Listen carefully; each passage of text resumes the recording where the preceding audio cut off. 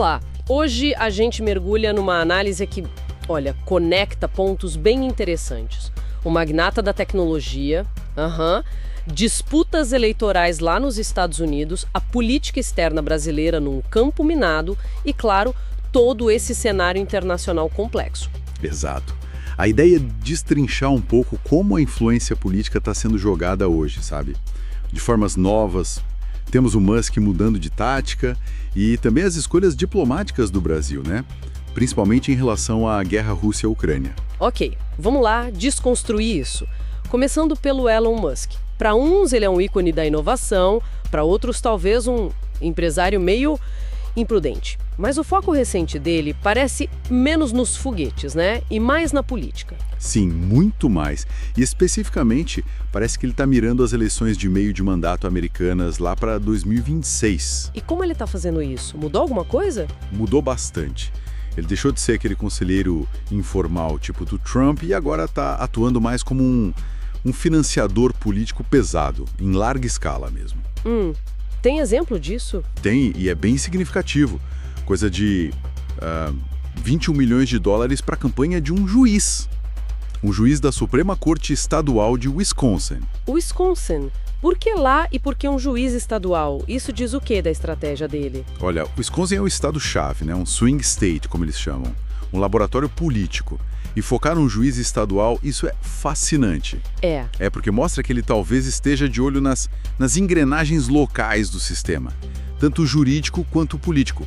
Talvez ele entenda que as disputas nos tribunais são, assim, cruciais hoje em dia. É uma visão bem micro, né? Focada ali na base do sistema. Exato.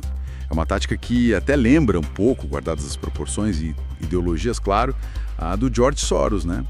Que também foca em pontos estratégicos, mas o Musk tem ferramentas diferentes. Quais seriam? Bem, o capital, obviamente, mas também as plataformas dele, como o X, o antigo Twitter. Ele usa o X quase como uma trincheira ideológica pessoal. É capital mais plataforma. Microestratégias locais. Entendi.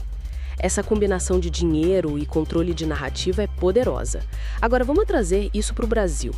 A gente viu recentemente o anúncio da participação do presidente Lula num desfile militar na Rússia. Sim, e isso gerou uma tensão diplomática bem considerável, né? A Ucrânia, por exemplo, chegou a suspender o diálogo com o enviado brasileiro na época. É aqui que fica interessante, né? O simbolismo da coisa toda. Exatamente. A questão não é só ir ou não ir ao desfile. É o que essa imagem comunica para o mundo. E o que ela comunica, na sua visão? O governo brasileiro sempre fala em neutralidade, em buscar a paz. Pois é, mas a imagem, um líder brasileiro de uma democracia importante, ao lado do Putin, em plena guerra, e junto com outros líderes, né? Tipo Maduro, Xi Jinping, Dias-Canel, isso, querendo ou não, reforça uma percepção de alinhamento. Um alinhamento com regimes vistos como autoritários por boa parte do Ocidente. Exatamente. E aí aquela alegação de neutralidade do Brasil, ela pode soar um pouco oca, sabe? Para alguns parceiros internacionais.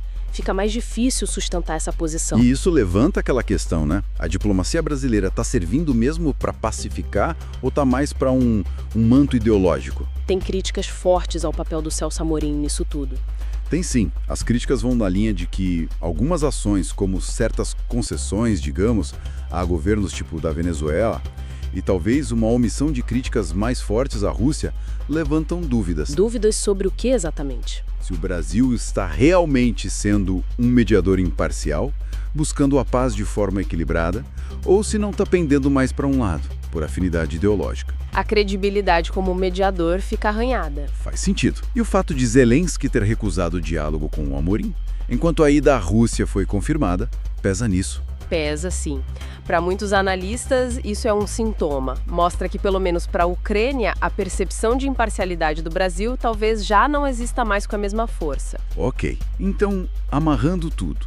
De um lado, a gente tem o Musk, com uma estratégia bem clara, ainda que controversa, para construir influência nos Estados Unidos, usando dinheiro e tecnologia. Uma estratégia calculada, focada nas entranhas do sistema.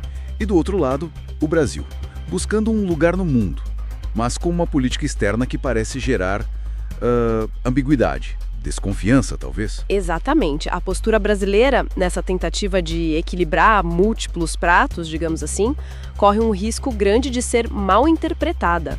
A imagem do presidente no desfile russo, por exemplo, Sim. ela pode ter um peso simbólico muito maior e mais duradouro do que qualquer comunicado oficial falando em neutralidade. A imagem fala alto.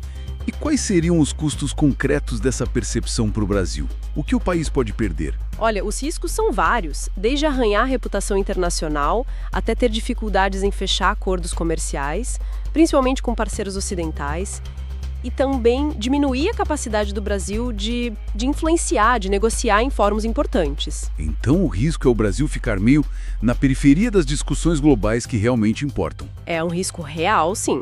O Brasil pode ser empurrado para essa periferia. Acaba tendo que fazer uma escolha talvez mais clara sobre o lugar que quer ocupar no mundo. Resumindo, então, nossa conversa de hoje. Analisamos essa reconfiguração do Elon Musk, de figura pública a um articulador político mais, de bastidores estratégico, e também as escolhas complexas e bem controversas da política externa brasileira nesse cenário global que está sempre mudando. E fica, talvez, uma reflexão final, No mundo onde a influência tem tantas caras, tecnológica, financeira, simbólica, como é que se equilibra isso? Manter relações diversas, pragmáticas, mas sem abrir mão de princípios fundamentais. Onde que termina a ambiguidade, que às vezes é estratégica, e onde começa, talvez, uma cumplicidade meio tácita? Fica a pergunta.